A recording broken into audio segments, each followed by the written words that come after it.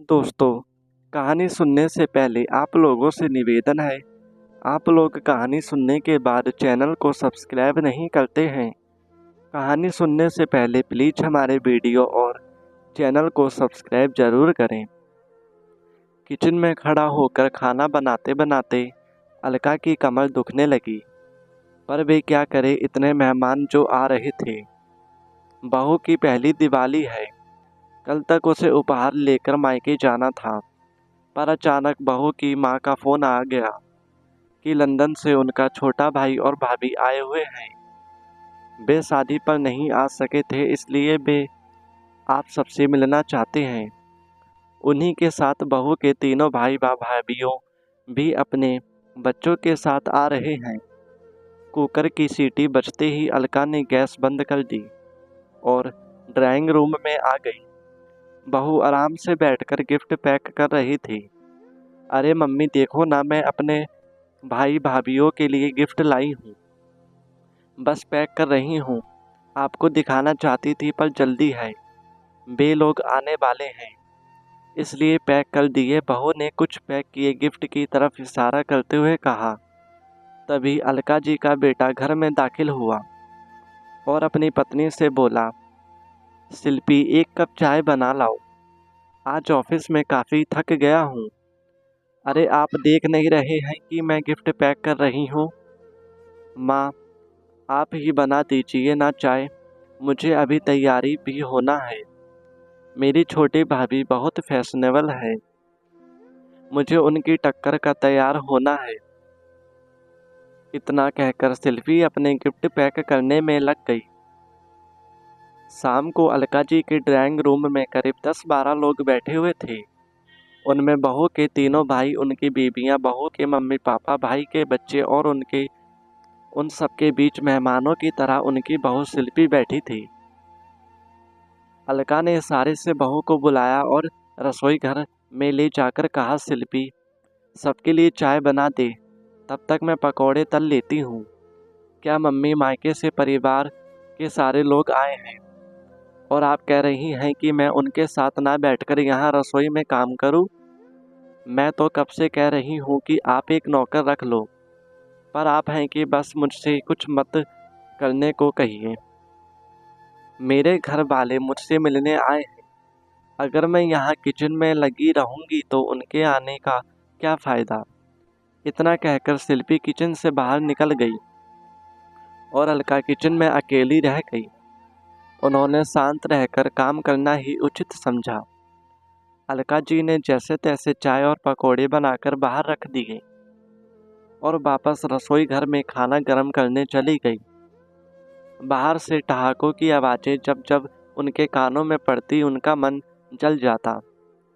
अलका के पति एक दो बार किचन में आए, सिर्फ यह कहने के लिए कि कुछ रोटियां पर घी मत लगाना, शिल्पी की भाभी नहीं खाती और खिलाने में जल्दी करो, बच्चों को भूख लगी है।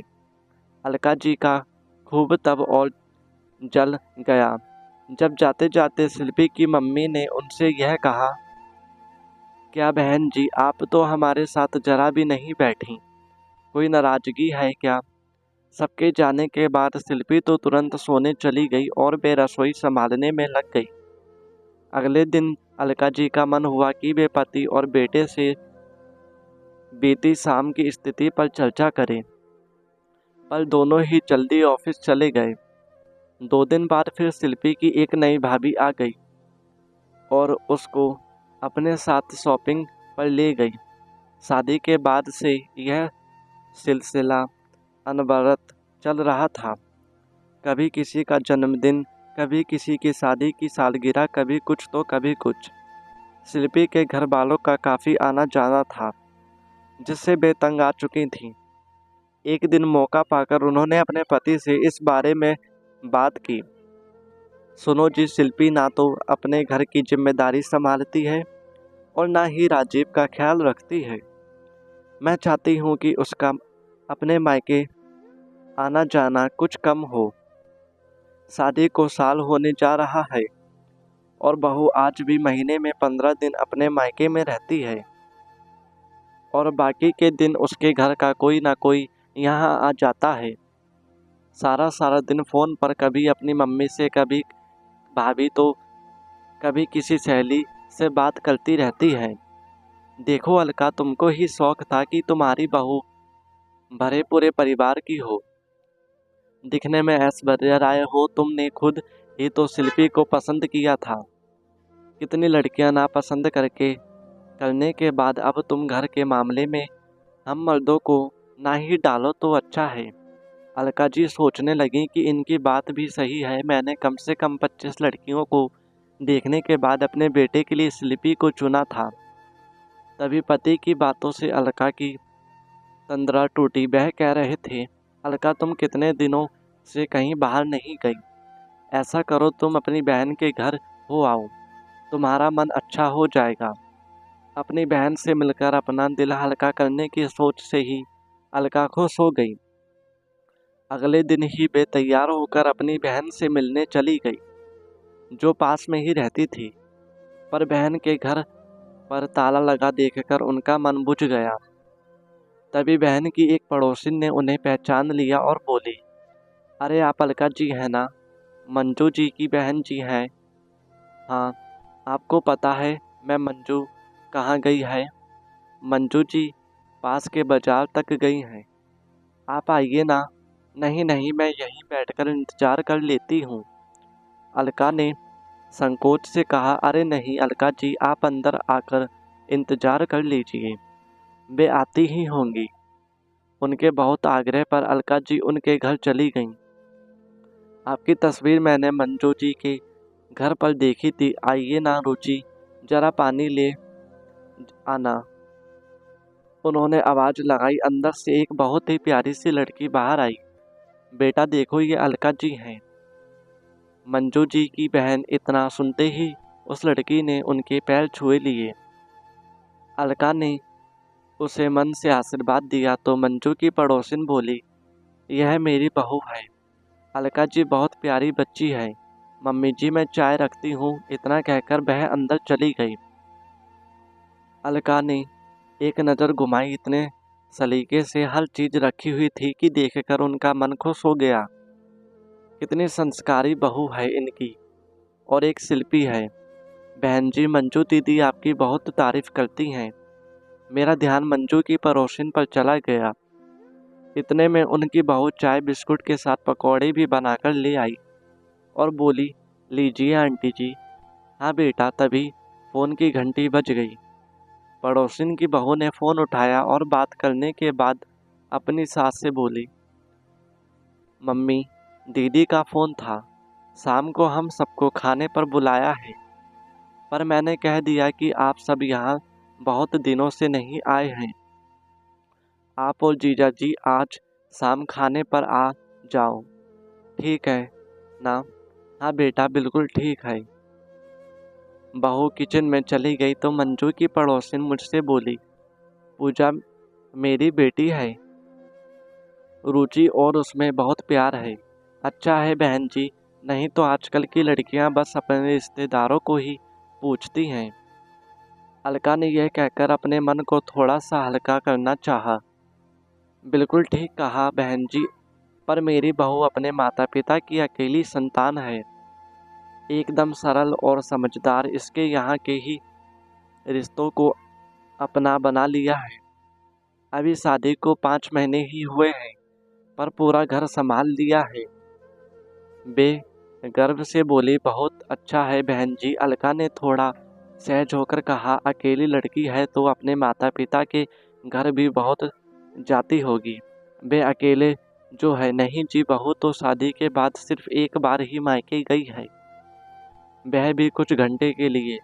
हम बात कर ही रहे थे कि बाहर से मंजू की आवाज़ आई, रुचि बेटा घर की चाबी दे देना।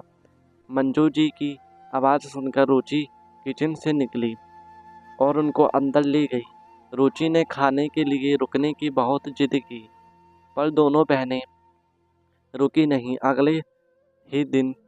अगले ही पल अलका जी बहन के घर आ गई। मंजू के दोनों बच्चे अमेरिकन में रहते थे, वह और उसके पति अकेले ही रहते थे। दीदी आज मेरी याद कैसे आ गई? मंजू ने मेज पर सामान रखते हुए कहा, बस यूं ही। तू बता कैसी है? मैं ठीक हूँ दीदी। पर आपको क्या हुआ कि कमज़ोर होती जा रही हो? मंजू ने कहा। अलका की परेशानियाँ उसके चेहरे पर भी झलकने लगी थी। आंटी जी, आज मैंने राजमा बनाया है। आपको राजमा बहुत पसंद है ना? आप तो खाने के लिए रुकी ही नहीं, इसलिए मैं ले आई और इन्हें किचन में रख रही हूँ। अचानक रुचि दरवाजे से अंदर आई। किचन में राजमा रखकर मुस्कुराते हुए चली गई। बहुत प्यारी लड़की है, अलका के मुंह से अचानक निकल गया। अरे दीदी, यह वह लड़की है जिसकी बात मैंने राजीव के लिए चलाई थी। याद है ना आपको? इनके ऑफिस के एक साथी की बेटी। दीदी, आपको याद नहीं आया क्या? मंजू में अलका की याददाश्त पर जोर डालने को कहा। अरे दीदी, जिसकी फ़ोटो भी मैंने मंगवा ली थी, पर इसका कोई भाई नहीं था, अकेली बेटी थी, इसलिए आपने फ़ोटो तक नहीं देखी थी। मंजू की बात से अलका को ध्यान आया कि मंजू ने उनसे इस लड़की के बारे में कहा था, पर उन्होंने कहा था कि जिस घर में बेटा नहीं, उस घर की लड़की नहीं आएगी मेरे घर में, क्योंकि माता पिता कब तक रहेंगे? भाइयों से ही तो मायका होता है। तीज त्योहार पर भाई ही तो आता है। यही कहकर उन्होंने फोटो तक नहीं देखी थी। दीदी, इस लड़की की फोटो हमारे घर पर पड़ी थी। श्रीमती शर्मा ने देखा तो उनके लड़की पसंद आ गई और आज वह उनकी बहू है। बहुगुणी है रुचि, अपने घर के साथ साथ हम पति पत्नी का भी बहुत ख्याल रखती है। आओ चलो दीदी, हम खाना खा लेते हैं। राजमा के स्वाद में रुचि का एक और गुण झलक रहा था।